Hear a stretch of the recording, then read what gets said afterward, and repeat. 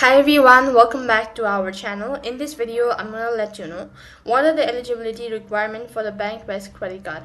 So to apply and to be eligible for the Bankwest credit card, you can refer to their official link or website. Open up a browser, type in www.bankwest.com/help application credit card how to apply.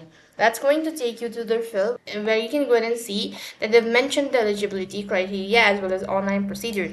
As per the eligibility, you have to be 18 years of age or older and an Australian permanent resident.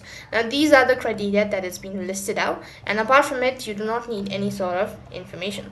So, to get familiar with the application, you need to fill out the application form. Then you'll be getting a quick response and you have to provide more details, which include your certain IDs. As you can see that for the IDs, you could go and press that, and you need to confirm your identity online, confirming your identity by Australian Post, or how to certify, or you could just go ahead and read all of these information.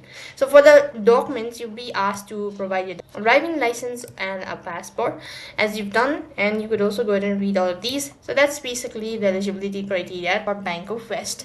That's all for this video. I hope the video was helpful. Make sure to like, share and subscribe to our channel. Thank you for watching. See you in the next video.